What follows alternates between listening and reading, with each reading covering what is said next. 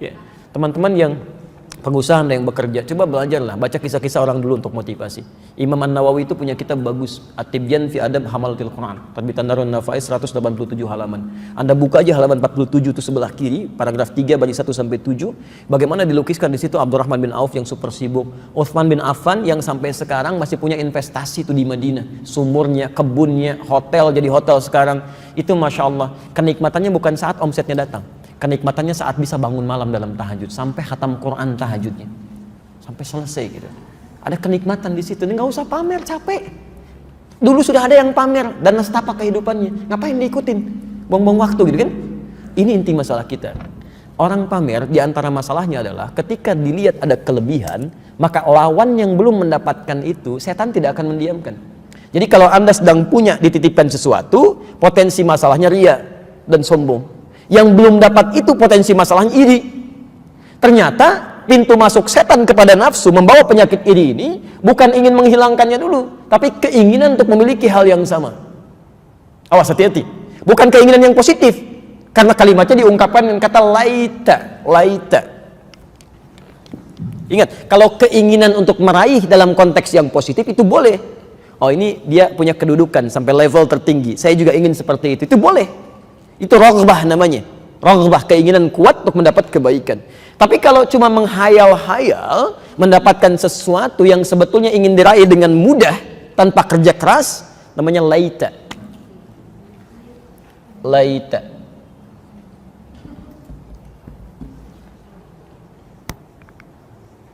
Bukan Raisa, laita.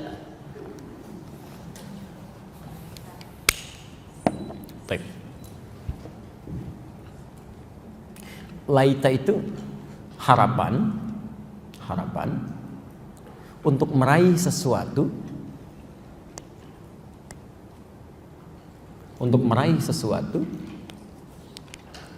yang sulit dicapai,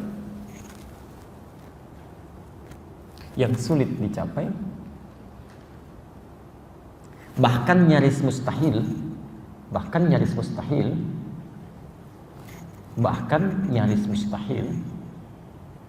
dengan cara yang instan dan mudah.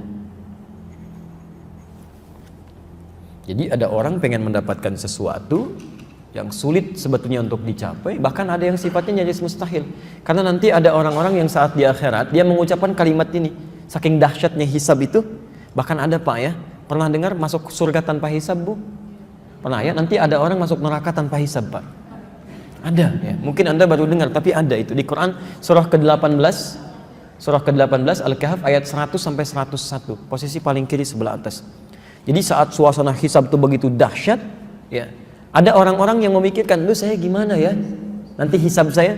Oleh Allah langsung ditampakkan, "Wa aradna jahannama lil kafirina yawma idzin arda." Hati-hati. Wa aradna jahannama, dan kami presentasikan, tampilkan neraka jahannam. Ya. Pada saat itu yauma idzin lil kafirina arda, untuk orang-orang yang ingkar, yang sulit diatur. Ya sejelas-jelasnya. Kalau dalam bahasa bebasnya begini, ya, kamu nggak usah pikirin hisab ya, tempat kamu di sini nih, neraka jahanam. Udah, nggak usah banyak mikir, capek, nanti langsung ke situ aja. Kalau dalam bahasa bebasnya. Siapa orang ini? Ayat 101-nya. Alladzina kanat a'yunuhum fi ghita'in an dzikri, yaitu orang-orang yang, maaf ya, matanya itu sulit diarahkan untuk ingat kepada Allah. Wa kanu la yastati'una sam'a, dan sulit mendengar. Maaf, yang sulit melihat dan mendengar itu bukan non muslim saja, ada orang Islam pun yang sulit lihat dan dengar. Dengar adzan susah, melihat orang berbuat baik malah marah-marah gitu kan. Macam-macam. Sekarang kan banyak kelihatan tuh, gratis sekarang bisa dilihat tuh. Hikmahnya Allah menghadirkan banyak masalah saat ini, itu bisa kelihatan mana orang baik, mana orang buruk. Liyabluwakum ayyukum ahsanu amala, untuk menguji siapa yang terbaik di situ. Kan alhamdulillah Pak, bisa kelihatan tuh. Ya nampak dari mulai kalangan level atasnya sampai yang bawah-bawahnya, dari yang ulama betulan sampai yang aku ulama-ulamaan tuh. Ya. Lihat sini, kembalikan. Baik, pelan-pelan. Dari sini kemudian, ya, ada yang dibawa oleh setan dengan menggunakan kalimat Qur'annya laita. Ada dia yang mengatakan saat hisab, ya laitani kuntu turaba. Ya laitani, ya Allah, ini dahsyat hisab, saya pengen jadi tanah aja lah sekarang. Ya laitani kuntu turaba, saya pengen jadi tanah aja, saya nggak pengen ikutan hisab. Saya nggak pengen dihisab, jadi tanah aja nggak apa-apa kan? Nggak bisa. Jadi Anda berangan-angan pun nggak akan bisa mencapai itu yang nyaris mustahil, nggak mungkin. Nah sekarang ada orang-orang yang dalam kehidupannya dibisikkan kalimat itu oleh setan. Jadi ada angan-angan dalam dirinya, harapan untuk meraih seperti yang dimiliki oleh orang, yang seharusnya dicapai dengan kerja keras, dia pengen instan. Singkatnya menghayal. Menghayal.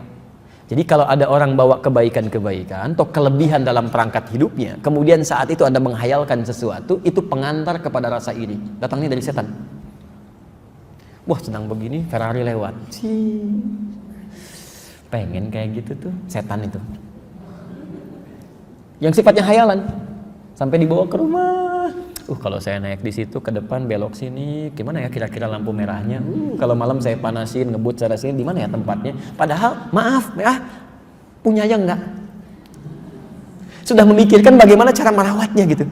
Ya itu sudah hayalan, sudah tingkat tinggi itu. Itu pengantar kepada iri. Besok-besoknya nanti masuk, kamu harus dapat seperti itu. Cuman karena instan, perhatikan di mana rumah orang itu. Kapan dia masukin ke garasinya? Kapan dia keluarkan? Ujung-ujungnya nyuri. Jelas ya? Jadi hati-hati kalau sedang dihadapkan pada hayalan-hayalan. Ya laitalan mithla ma utiya Qarun. Dia menghayal, wah gimana kalau kita bisa seperti Qarun ya, dikawal di belakang, hartanya banyak, padahal megang aja enggak. Megang aja enggak gitu. Dari sekian puluhan tahun ibu bapak hidup sampai hari ini, berapa kali pernah menghayal dalam kehidupan? Banyak, tanpa disadari kadang-kadang. Masuk ke Masjidil Haram, kalau saya jadi imam di sini gimana ya? Ayat ini yang mau saya bacakan, kadang masuk juga. Ya. Masuk juga dan tidak wajar sifatnya, bahkan dalam masalah ibadah gitu. Ya, Masya Allah. Ustaz. Kalau suami saya yang Ustaz gimana ya? Banyak hal gitu. Banyak hal gitu. Jadi kadang-kadang jadi ujungnya jadi masalah gitu. Jadi masalah. Saya awal ke Indonesia sekitar 4 tahun lalu datang, itu banyak kajian-kajian yang luar biasa. Sampai ada yang salah kesimpulan tuh, yang saya dapatkan beberapa tempat persoalan. Ini dulu musim sunnah dengan bid'ah, sampai ada yang keliru. Saya agak aneh juga ya, ada orang ngaji, pulang dari ngaji malah pada ribut, kan agak aneh itu menurut saya. Apa yang dipelajari? Zaman Nabi orang keras belajar jadi lembut, yang berpecah jadi menyatu. Kenapa ada orang belajar tiba-tiba yang lembut jadi keras, yang menyatu jadi berpecah? Pernah ada kemudian terjadi dalam satu keluarga, istrinya belajar, suaminya ada kesibukan, dia belajar juga, begitu pulang jadi ramai di rumah. Sampai kesimpulannya begini kurang lebih baik menikah dengan orang sunnah daripada menikah dengan suami bid'ah. Dia nggak sadar sudah puluhan tahun berumah tangga kan? Apa Anda nggak lupa dengan kenikmatan yang didapat, kebaikan-kebaikan? Apa yang terjadi? Kami lihat pelan-pelannya apa sih missnya di mana? Oh ternyata persoalan sangat sederhana. Ini belajar di sini, ini belajar di sini. Ketika kita pertemukan nyambung, akhirnya ketawa-ketawa pada akhirnya gitu kan? Jadi coba kita lihat dulu, kalau kita dalami dengan baik, Anda melihat sesuatu yang agak berbeda di hati, pasti ada miss di situ. Ya, tapi kalau kita rasakan ada ketenangan, kenyamanan, iman kita meningkat, itu yang terbaik. Itu yang terbaik. Jelas ya? Baik. Kita baru sampai sini nih ya. Jadi baru pengantar. Kalau ada orang-orang yang sifatnya sering menghayal, coba pulang ke rumah ya. Bapak ibu nggak menghayal, tapi mungkin anaknya lagi menghayal, ya kan? Atau kerabatnya jadi persoalan nih. Baik. Jelas sampai sini?